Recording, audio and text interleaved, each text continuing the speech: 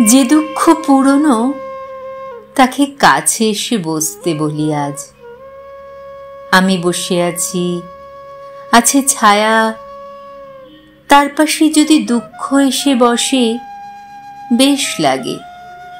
মনে হয় নতুন দুঃখকে বলি, যাও কিছুদিন ঘুরে এসো অন্য কোনো সুখের বাগানে, নষ্ট করো কিছু ফুল, জ্বালাও সবুজ পাতা, তছনছ করো। কিছুদিন ঘুরে দুঃখ ক্লান্ত হও। এসো তারপর পাশে বসো।